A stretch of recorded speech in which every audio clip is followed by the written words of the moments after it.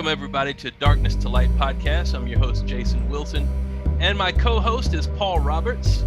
Tonight, we have Kenneth Hopkins. He's a UFO abductee.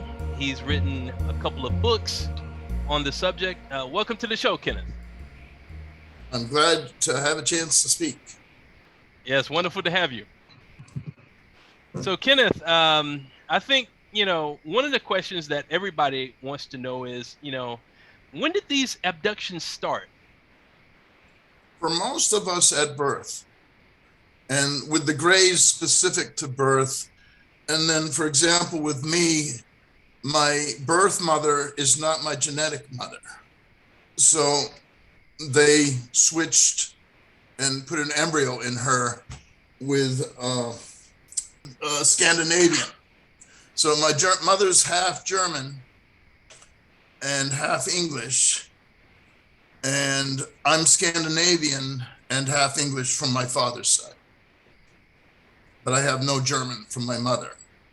And the Greys, and that kind of surprised me when I just came to that realization within the last couple of weeks. When you say that the Greys abducted you, there are I think there's something like 3 types of Greys. Which Greys abducted you? There's 3 different kinds involved in my abductions. I refer to them by Zetas, but most of my the Greys, it's missing time, blackouts. And that was particularly in the mid-70s when they're utilizing my girlfriends for their hybrid project. So I have very little consciousness with the Greys. The Pleiadians are the ones that I'm getting much information from and much exposure to. And then there's a military group, a US military group with the ET technologies that has done surgery on me. 5 implants were found in me and I can't say much more about the person that located them. She was trained to locate both the ETs and the military. So I had one removed. It's about half the size of a golf ball. They reinserted it back. So I leave them alone. At one point, they were causing infections, bringing me to hospitals. And then I was getting them removed when they were showing up. And of course, the explanations when they removed them was they didn't make sense what the lab results were. And the doctors keep them encapsulated and then forward send them. So when the infection stopped with them, then I left them alone. I believe the ones the ETs use pick up on body metabolisms, health signals. I'm not sure, the one on my back from the military, I'm really not sure what its purpose was. At one point, they were setting off the alarms at Walmart, and that was becoming embarrassing. So I'm not, and then there's another one placed in my abdomen, which I was surprised was there. There's scars. They utilize existing scars as much as possible, as this person explained to me. Okay, do you know the purpose of these implants? The ones with the ETs, I believe the Greys monitor our medical situations, acidity, alkalinity. They've removed cancer from me. So I believe they're more with the ETs, they're more around the health. They pick up on body signals. The ET ones are very small, size of a BB, and even smaller. So I believe somehow they pick up and transmit. The ETs do not need to track us. They can find us anywhere, any place. When I traveled to Africa, they took me in Africa. So I don't understand a lot of the sciences and technologies. Plasma teleportation is the main process that the Pleiadians use. There's also a process that we filmed where people become two people and one person leaves. I think I sent you one of those pictures.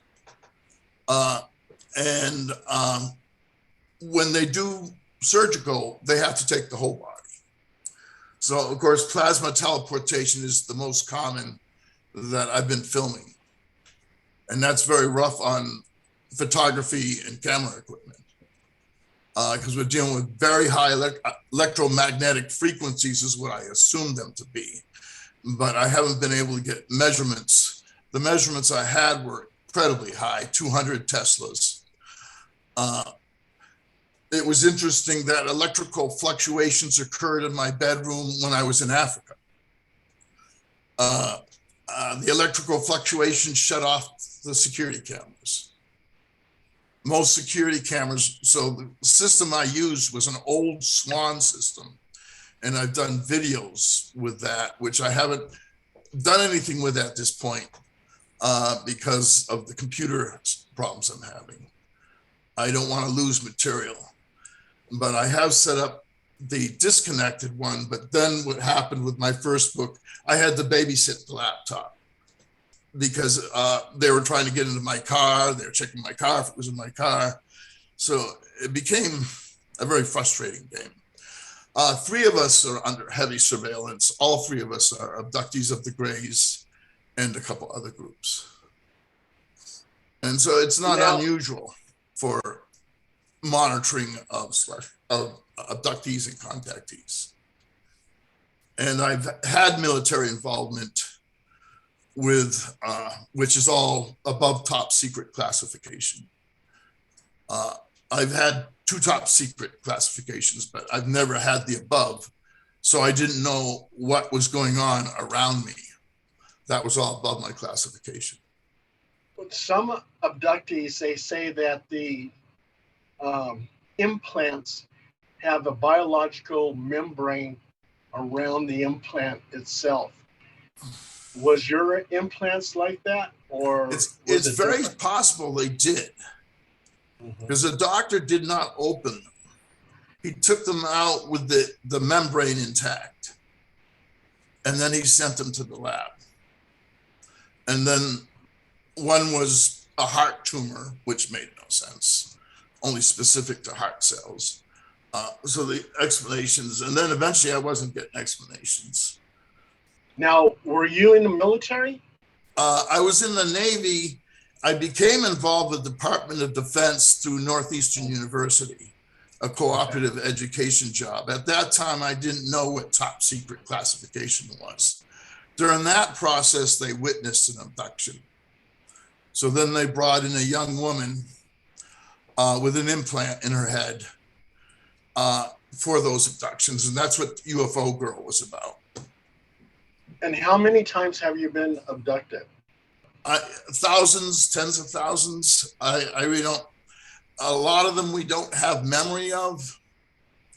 The Pleiadians work, there's different levels of memories with the Pleiadians.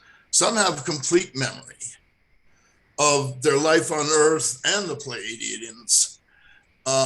Some of us have what we call alternate personalities that the Pleiadians trigger. They call, I'm trying to remember this prose they gave me on it. All personalities are to be treated equally, was part of their prose. No one was more important than the other. I am working for more consciousness of the Pleiadian experience. And the best way to describe them is they're as different as different could be. They don't speak English, of course. They have their own language. Telepathy is very strong with them, especially if they don't know English. I've kind of divided the Pleiadians into 3 groups. There's a group in transition on Earth from their system they consider a group as us on Earth part of the tens of thousands of years ago. They did seedings on Earth. This is what they've told me. So the genetics of those, they consider that connected to them. And so they're very protective in those. I don't know how they track blood groups. I don't know how they track, but they've taken involvement with those people and then abducting them through teleportation to classes. And then in those classes, we intermix. They learn us, we learn them.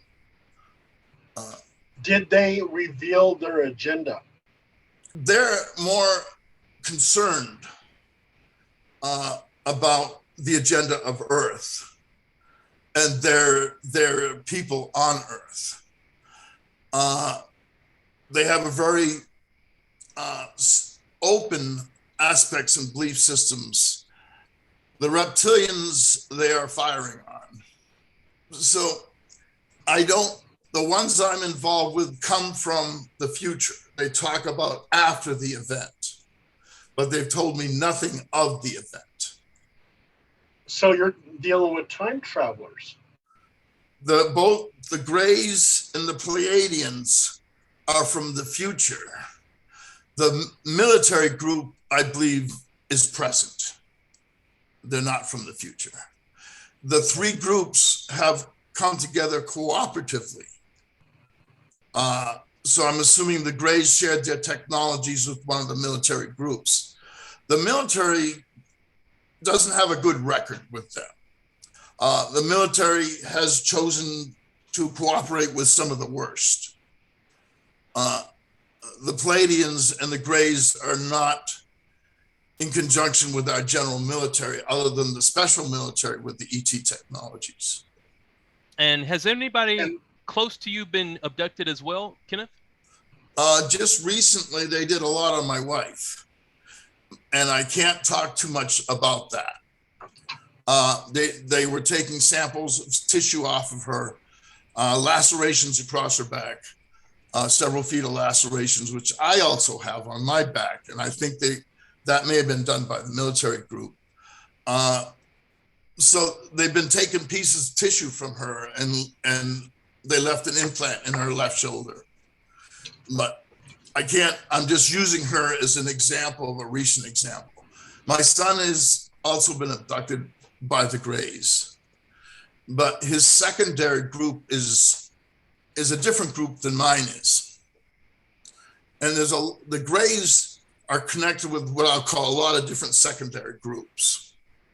And most of my research has come from interviewing contactees with different celestials in different countries. And I continue gathering as much information in the interviews.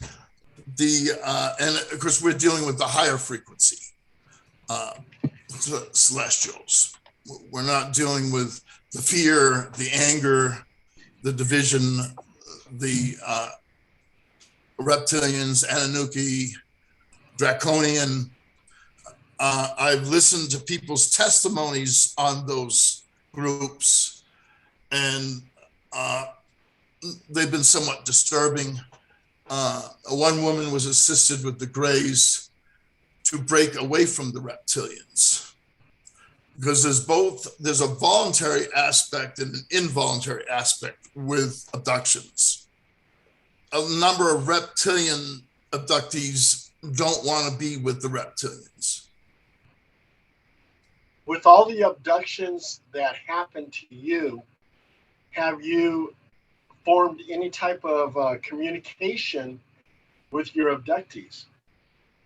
Yeah, we're all telepathically connected. And that's been with us since birth, but a lot of us didn't understand what that telepathic connection was. Imaginary friends, they're very protective of their abductees or contactees.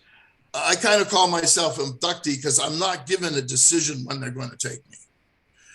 So I call them abductions. If they would ask me, Now, where I end up going, I'm introduced. They're aware of me coming. They know about me coming. They're glad to see me and so forth. They know me by name, but I have no foresight when they're coming. Now, if I was abducted, I've never been abducted, but my wife has been abducted. And if I was abducted many times over, I would start communicating. I would say, hey, why are you here on Earth? What's your purpose? Are you working with other type of aliens? Are you working with Nordics? Okay. Well, I have got those answers, and I have asked those questions. There's information they don't want me to have. And they've been very specific about that. At age 22, a federal agency was going to torture me for information they thought I had. I've been introduced to 3 different military intelligence agents trying to gather information posing as girlfriends. So they've been very concrete about me not knowing, but what they're here, and they've been very clear, is to prevent what is going to happen. To prevent what happens is the way they explain it to me. They won't explain to me what the cataclysm is about. It looks like it's going to be a major economic and political change to what the Earth has been used to. But other than that, other than to prevent what has happened, is the way they put it. And they're very specific on their words. Like when I was writing about the breeding project with the Pleiadians, and I was calling it a hybrid project.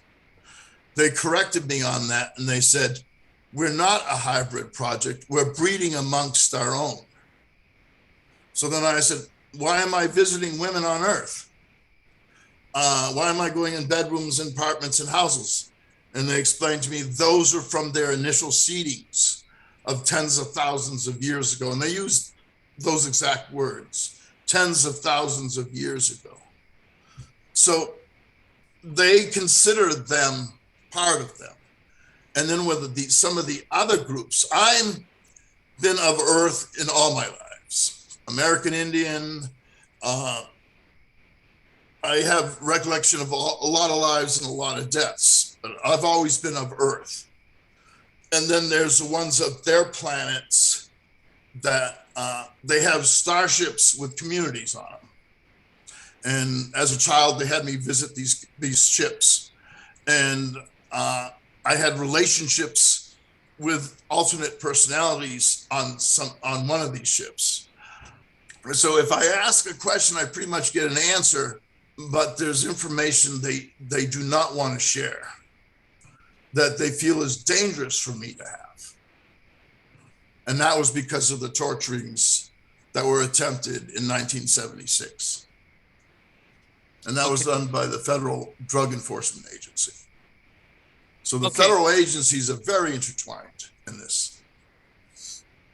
Okay, well, your wife, Kenneth, was your marriage for the purpose of love and having kids, or was your marriage to your wife part of the experiments and your abduction? We kind of like have 2 lives. We have the life on Earth, and most of us have regular lives on Earth. We get married, we have children, and so we live, as I guess I'll say Earthlings. So my wife died several years ago. We were married for 32 years. My new wife is a soldier for the United Nations, and I can't talk too much about her. But we've been together. We're going on to 2 years being together. Okay, well, your first wife, what happened to your first wife? She died of a respiratory pulmonary hypertension is the name of the disease. Basically, it makes the lungs so they can't get oxygen to the body. Eventually, you lose ability. It becomes paralysis. We were looking at a lung and heart transplant, but she wasn't clear of cancer for 3 years. She was clear of cancer for 2 years, and in 8 months. But because she wasn't cancer-free for 3 years, they weren't going to do the heart transplant and lung transplant. You know, we are, most of us are also involved in spiritual communication. Telepathy opens the door to the whole realm. So you're not just receiving the ETs, you could be picking up bad spirits, you could be picking up a lot of things. Most people that are contactees are very psychically developed. It turns out in the circles I was working with, the top ones turned out to be contactees. Okay, well, the Greys and the Pleiadians and the military group that you mentioned, do they have like a benevolent aim towards abducting you, or is it malevolent? It's benevolent. Whatever is playing out has been set up in course. That's all. What it is, I don't know what it is. But they're not happy with the situation of Earth. They've taken control of our atomic weaponry. They've gone through, in their wars of thousands of years ago, the Greys have come out of nuclear. They were formerly like us before the radiation affected their genetic structure. But they know about the nuclear errors. Every planet in every world has gone through this kind of discovery and destruction. And many civilizations don't go beyond that. That's the end of their civilizations. So they're particularly protective of the people on Earth. There's a conflict with the reptilians who have much control of Earth and the Pleiadians. The Pleiadians and Greys were enemies for centuries, but they've come together to work together. And so all three groups are incommunicado with each other. I spoke with another person. My partner, not my wife, she's an abductee. I met her in my abductions first, and then I would come to meet her at a meditation group. So she's also involved with the three I'm involved with. And she helps me with receiving, because a lot of times I'm not too good with the telepathy. So we share information together as we get it. All three of us are under surveillance, vehicle surveillance, wiretaps, phones, computers. So we pretty much learned to deal with it. So you're under surveillance now? I'm on a federal watch list, and I'm everything in this house, including the electronics in the house. We located 2 devices. We left them in place. When I went to Africa, men came into the house with my son upstairs in his bedroom, going through the house and the electronics in the house. 7 days, 7 mornings they came in. He stayed in his room. We don't confront these people. We pretty much stay out of their way. So we located a device in the refrigerator, and we located a device behind the stove, but there's other devices. They're transmitters, so they receive and then transmit out. So aircraft and cars could pick up the conversations in the houses. And they never identified themselves? There was an attempt at an identification with a card when I was having a little argument or a conflict with a vehicle tailing me. He presented a card in his windshield, but I couldn't see it. I just had my periods where I was sick of being followed. So I would do tricks with the cars. Would you consider any of them to be the Men in Black? The Men in Black have come up. One of the military intelligence women, who I didn't know at the time was with military intelligence, would be confronted by 2 of them, asking her what her relationship was with me. That's the closest. They came to her apartment door. She thought they were military. Hats, black coats, black hats. So she called them officers when she described it. So that's the only direct contact I've heard of the Men in Black. This might kind of surprise you, but I am former military intelligence. I was a 97 Bravo intelligence analyst. And when we went to the 38th parallel in Korea, there's a conference table and you have to walk from the South Korea side to the North Korea side. We had to take off our insignia. We were told to wear a black suit. Huh. And so, people looking at us, they would have thought we were Men in Black, but we were military intelligence with the Army, and I was with the Photo Interpretation Center in Korea. Yeah, you didn't have a top hat.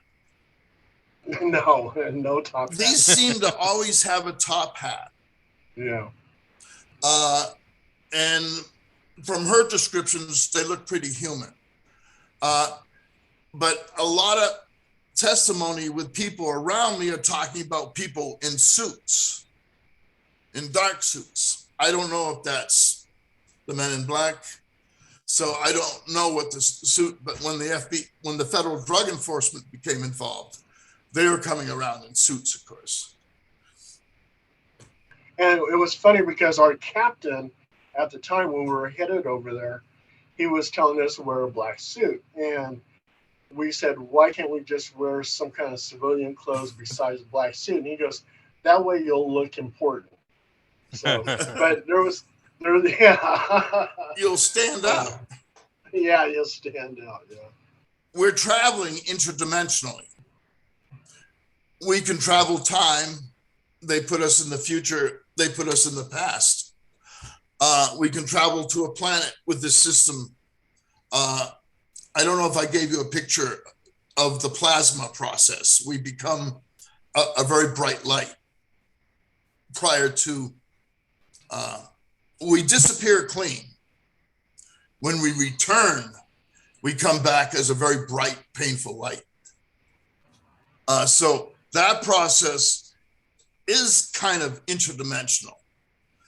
The abductees have referred, the abductors have referred to it as matter to energy, and they can utilize it for, and they also mention a particular genetic involved in that process. For us to be able to plasma teleportate, there's a genetic component. So I've got, a lot of different information. So in a sense, it is interdimensional. When I show you a picture, you'll see me disappear, and then I'm going somewhere else. I don't know. I've had confirmations on a couple of the visits with phone calls. One in Chicago, one in Massachusetts, in Lynn. I was called as being seen there, and that was during a period I had been asleep. A family contacted me to tell me that their father had died. They explained how many times I had visited them in Chicago. I have fragmented memories of that family, but I thought they were dreams. And for me, most of my life, I thought the Pleiadian experiences were dreams. It wasn't until I put a camera up that I realized that these weren't dreams.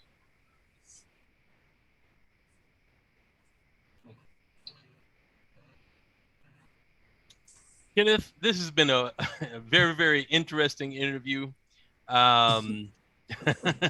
What's going on now as far as your abductions are concerned? Do you have any recollection of being abducted? Yeah, they're doing,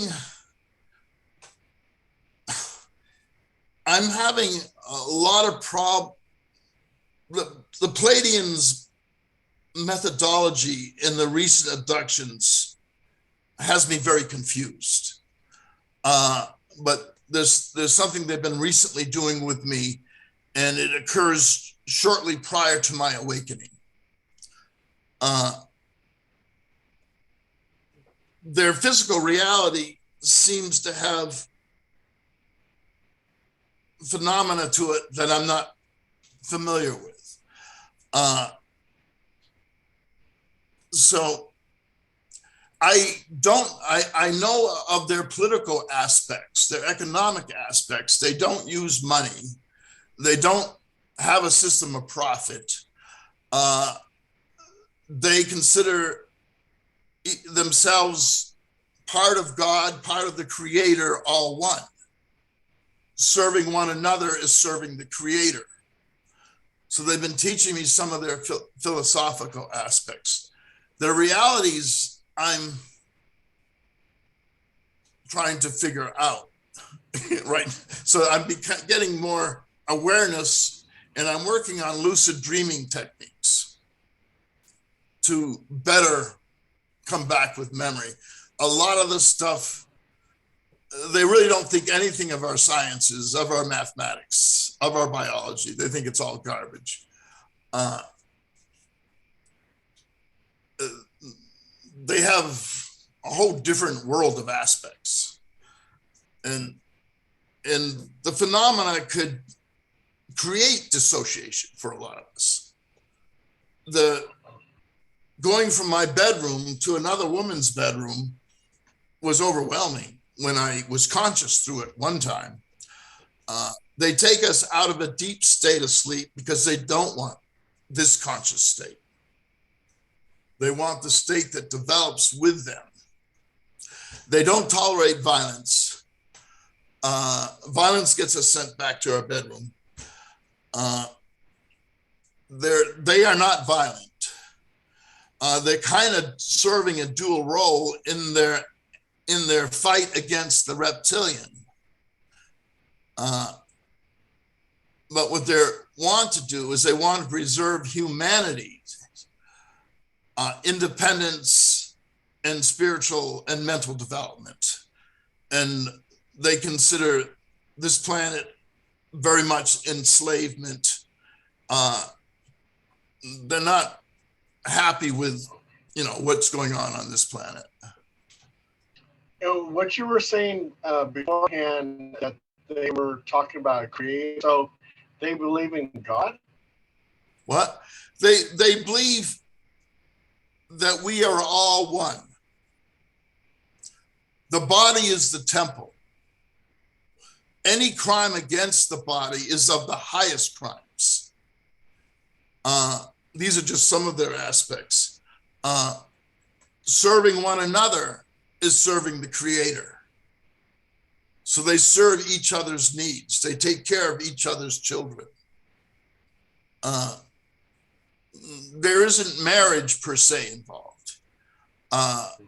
It seems like when the relationship is together, it's together, and then they can go separate. Because in one of my relationships with one of the women from their planet, she liked marriage. She liked the whole idea of marriage and unity and so forth, coming together. And when I wasn't, I had I'm assuming twins with her. And so when I wasn't, that ended that relationship. She wanted to get married. She wanted to do it the way the Earthlings do it. But I didn't feel I had enough time to develop a relationship. And then recently a marriage came in conflict with one of the relationships that I was having with an alternate self. How many female extraterrestrials did you become intimate with? In the Pleiadian breeding program, 25, 50, I'm 68 now. So the breeding program is very different. In our early relationships, we were making love.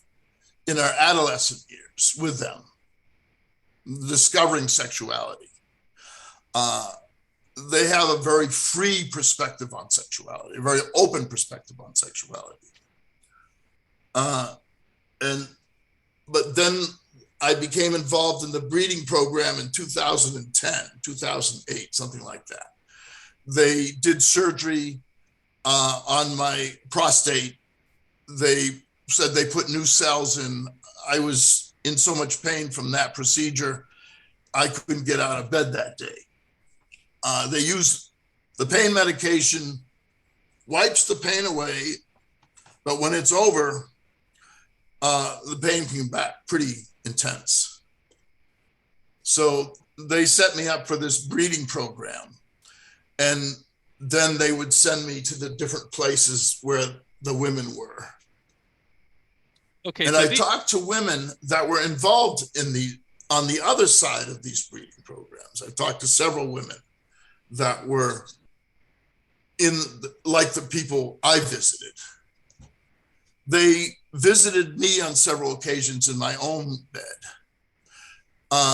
They used the gas to initial sexual activity.